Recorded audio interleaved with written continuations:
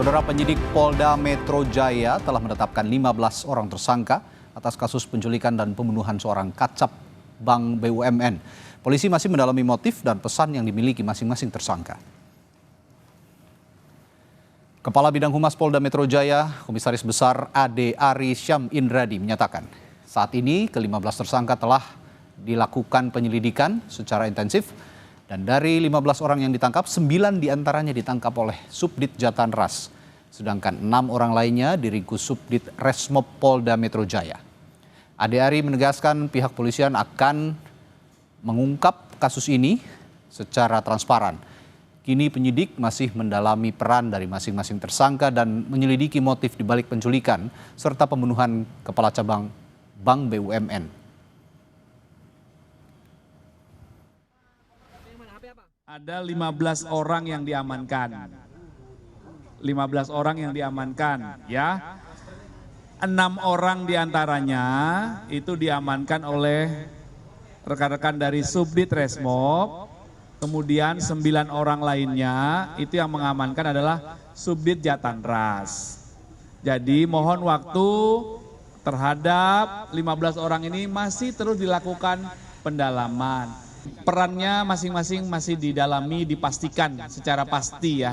Sehingga nanti bisa disimpulkan dari 15 ini perannya masing-masing apa, berapa orang yang sudah ditetapkan sebagai tersangka, atau kemungkinan lainnya bagaimana, ini masih terus dikembangkan ya. Mohon waktu.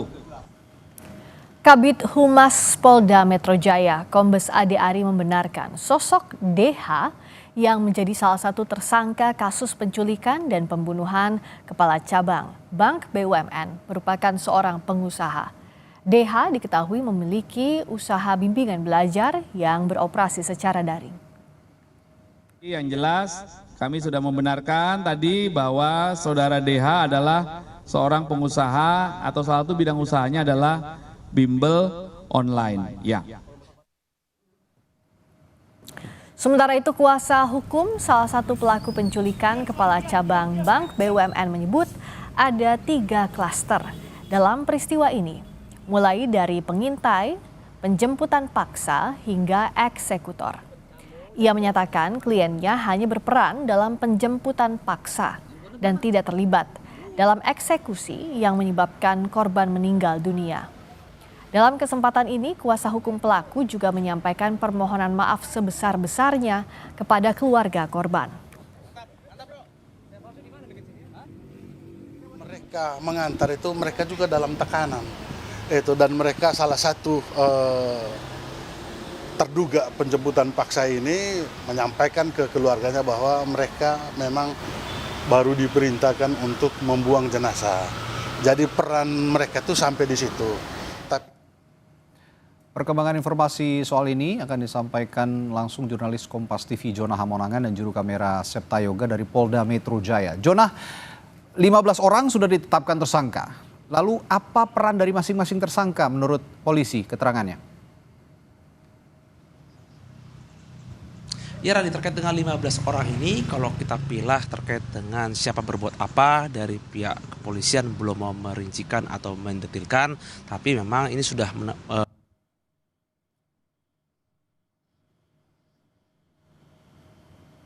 jadi 15. Jadi memang kalau menurut versi dari kuasa hukum ini ada 3 klaster, ada yang mengintai, ada yang menculik, dan ada yang mengeksekusi. Sedangkan dari pihak polisian sebelumnya sempat menjabarkan ada satu pihak yang melakukan eksekusi dan satu lagi adalah pihak yang menerima. Apakah ini sebagai pihak yang akhirnya membuang jenazah atau tidak, ini belum dijabarkan secara utuh.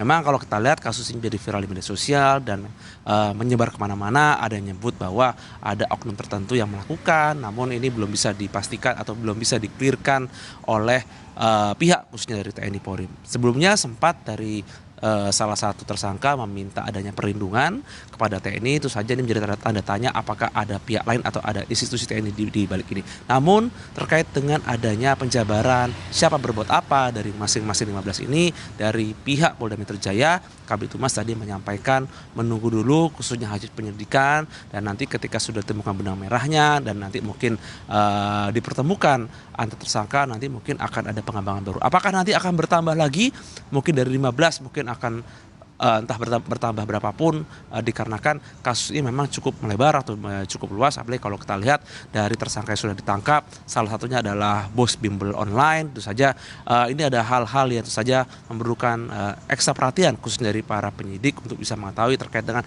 bagaimana atau mengapa bisa terjadi kejadian ini. Jadi memang untuk siapa berbuat apa, polisi belum mau merincikan secara detail terkait dengan siapa yang mengintai, siapa yang mengambil ataupun menjemput, dan siapa juga yang menculik. Dan tidak untuk kemungkinan nanti akan ada terbentuk mungkin klaster baru terkait dengan jenazah yang dibuang khususnya di salah satu daerah yang ada di Bekasi ini. Radi? Baik, selain tadi soal peran dari masing-masing tersangka yang masih harus dijelaskan sebenarnya oleh polisi, dan ini jadi pertanyaan publik adalah motif utama penculikan dan pembunuhan terhadap Kepala Cabang Bank BUMN ini. Sudah diungkapkan oleh polisi, Yuna? Ya Radi, ini adalah salah satu pertanyaan ditanyakan awak media terkait dengan motif, dan sampai sekarang belum terjawab apa yang menjadi motif utama. Kalau kita lihat di media sosial simpang siur terkait dengan adanya utang, kredit dan sebagainya, tapi dari pihak polisian belum mau mendetailkan atau menjabarkan terkait dengan motif utama. Kalau kita lihat dari adanya klaster atau mungkin dari jumlah tersangka yang sangat banyak, atau bisa katakan ini sebenarnya cukup detail ya terkait siapa berbuat apa, tentu saja ini sudah direncanakan dan ada hal-hal yang pasti sudah dihitung cermat terkait dengan pengambilan atau mungkin dari korban yang akhirnya bisa dimasukkan paksa ke mobil dan bisa akhirnya dieksekusi dan dibuang di Bekasi. Terus ini ada perencanaan yang sangat rapi atau detail. Jadi memang terkait dengan motif, polisi meminta untuk bersabar dan nanti akan dijabarkan terkait dengan adanya motif tertentu. Apakah ini akan melibatkan ada oknum atau hal lain? Polisi belum menjawab, dan polisi meminta untuk bersabar terkait dengan penyelidikan, di mana penyelidikan ini langsung dilakukan di Ditreskrimum Polda Metro Jaya. Radi? Baik John, terima kasih laporan langsung Anda. Jona Hamonangan dan juru kamera Septa Yoga dari Polda Metro Jaya.